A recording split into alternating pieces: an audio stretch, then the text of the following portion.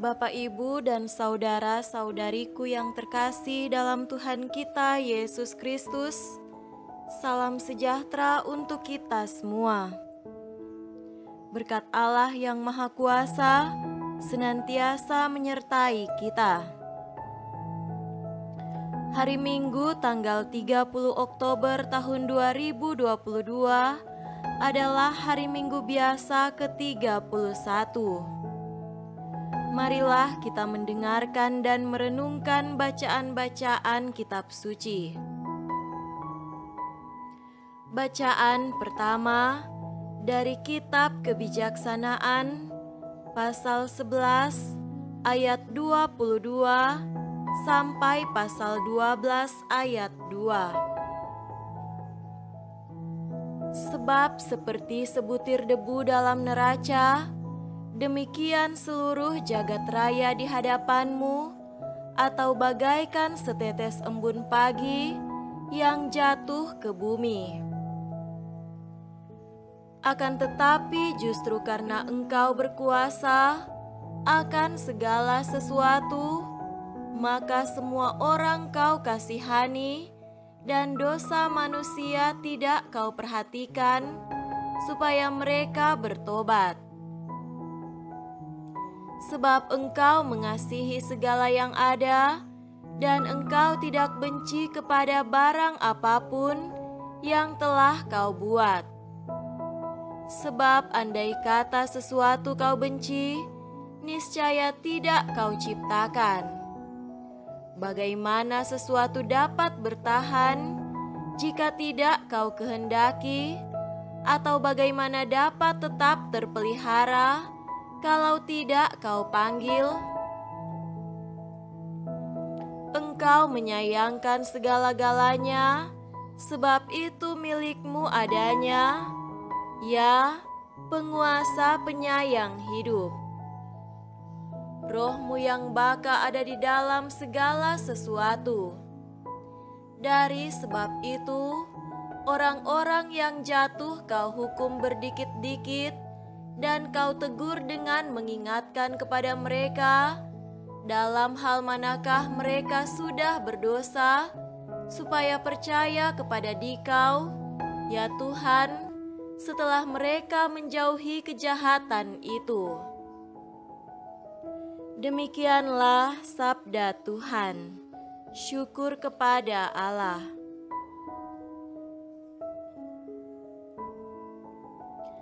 Bacaan kedua dari surat kedua Rasul Paulus kepada jemaat di Tesalonika, pasal 1 ayat 11 sampai pasal 2 ayat 2. Karena itu kami senantiasa berdoa juga untuk kamu, supaya Allah kita menganggap kamu layak bagi panggilannya, dan dengan kekuatannya menyempurnakan kehendak-Mu untuk berbuat baik dan menyempurnakan segala pekerjaan iman-Mu, sehingga nama Yesus Tuhan kita dimuliakan di dalam kamu, dan kamu di dalam Dia, menurut kasih karunia Allah kita dan Tuhan Yesus Kristus. Tentang kedatangan Tuhan kita Yesus Kristus dan terhimpunnya kita dengan Dia, kami minta kepadamu saudara-saudara, supaya kamu jangan lekas bingung dan gelisah, baik oleh ilham roh maupun oleh pemberitaan atau surat yang dikatakan dari kami, seolah-olah hari Tuhan telah tiba. Demikianlah sabda Tuhan. Syukur kepada Allah.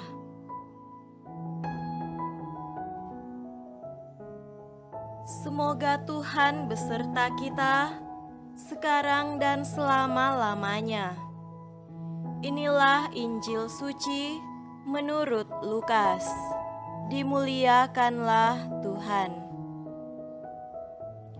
Injil Lukas pasal 19 ayat 1 sampai 10. Yesus masuk ke kota Yeriko dan berjalan terus melintasi kota itu. Di situ ada seorang bernama Sakeus, kepala pemungut cukai, dan ia seorang yang kaya. Ia berusaha untuk melihat orang apakah Yesus itu, tetapi ia tidak berhasil karena orang banyak, sebab badannya pendek. Maka berlarilah ia mendahului orang banyak, lalu memanjat pohon ara untuk melihat Yesus yang akan lewat di situ. Ketika Yesus sampai ke tempat itu, ia melihat ke atas dan berkata, "Sakeus, segeralah turun, sebab hari ini aku harus menumpang di rumahmu." Lalu Sakeus segera turun dan menerima Yesus dengan sukacita. Tetapi semua orang yang melihat hal itu bersungut-sungut katanya, "Ia menumpang di rumah orang berdosa." Tetapi Sakeus berdiri dan berkata kepada Tuhan, "Tuhan, setengah dari milikku akan kuberikan kepada orang miskin, dan sekiranya ada sesuatu yang kuperas dari seseorang akan kukembalikan 4 kali lipat." Kata Yesus kepadanya, "Hari ini telah terjadi keselamatan kepada rumah ini, karena orang ini pun anak Abraham. Sebab Anak Manusia datang untuk mencari dan menyelamatkan yang hilang." Demikianlah sabda Tuhan. Terpujilah Kristus.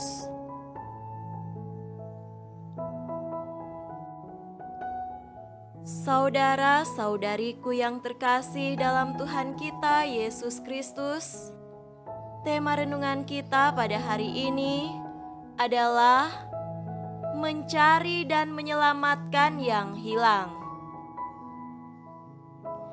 Penegasan Yesus pada akhir teks Injil Lukas hari ini berbicara tentang misi atau perutusan Yesus di dunia ini. Yesus bersabda, "Anak Manusia datang untuk mencari dan menyelamatkan yang hilang." Kita ingat misalnya perumpamaan tentang anak yang hilang atau domba yang hilang. Itu kurang lebih sejajar dengan penegasan Yesus ini. Orientasi misi Yesus itu menegaskan arah langkah pelayanannya di tengah dunia, yaitu suatu misi penyelamatan secara khusus untuk mereka yang hilang. Siapakah mereka orang-orang yang hilang itu? Pertama, mereka yang hilang adalah orang-orang yang telah menjauh dari Allah.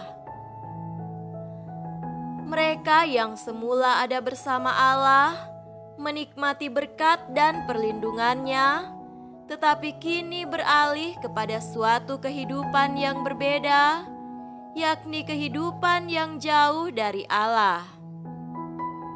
Kedua, mereka yang hilang adalah juga mereka yang belum menemukan Allah dalam hidupnya dan juga memiliki kerinduan akan Allah.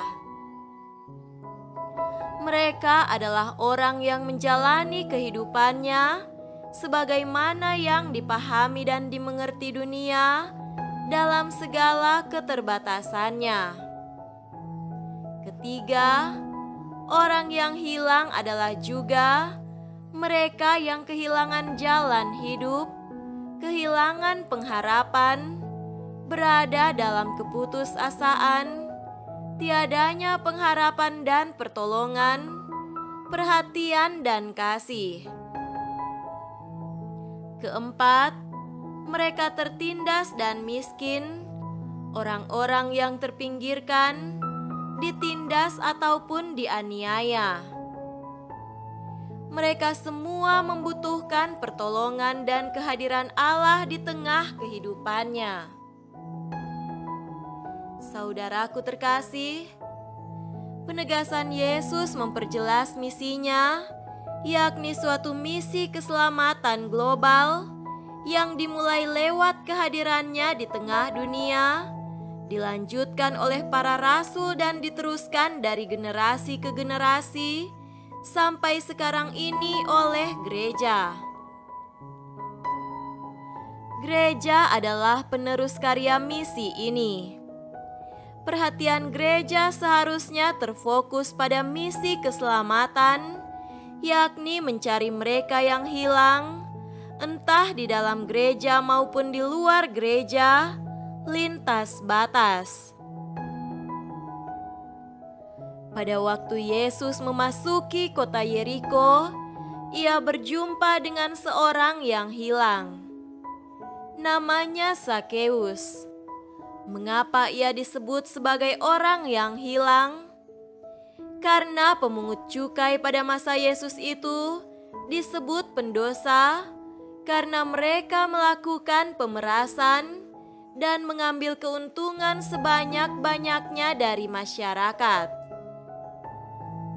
Sakeus bukan hanya seorang penagih pajak biasa. Ia adalah kepala penagih pajak dan karenanya adalah seorang yang amat kaya raya di kota itu. Ini adalah pajak yang dilakukan untuk pemerintah Romawi. Pemerintah Romawi menggunakan agen-agen untuk penagihan pajak.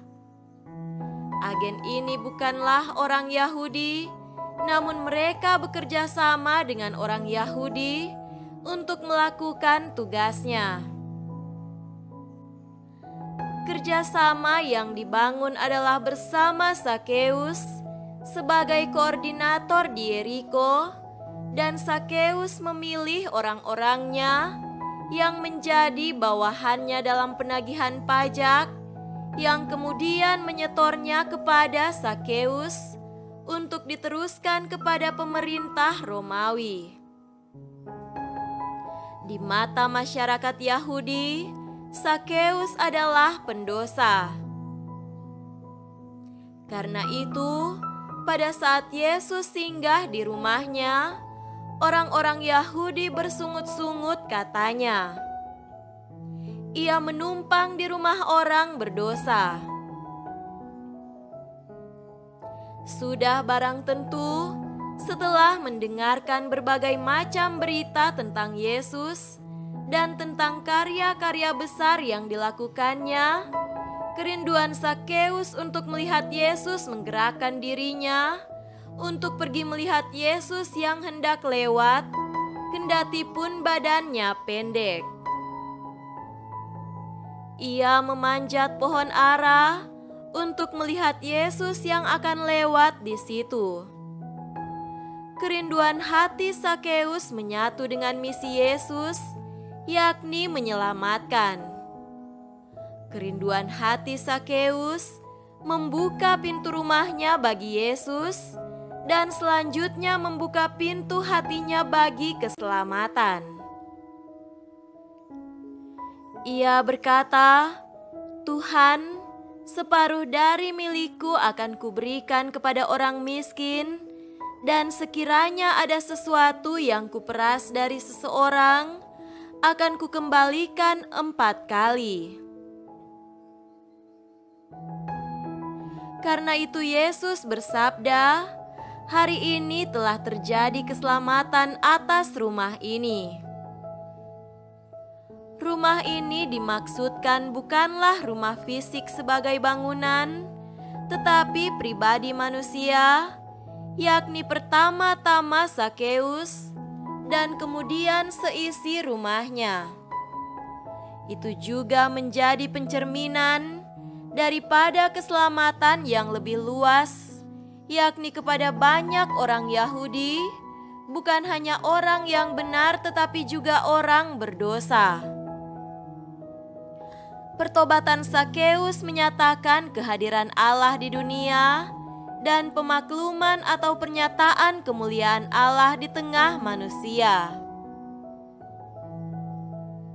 Surat Rasul Paulus kepada jemaat di Tesalonika berbicara tentang nama Tuhan dimuliakan di dalam diri jemaat yang menjawab panggilan Tuhan dan tekun berbuat baik serta melakukan pekerjaan iman.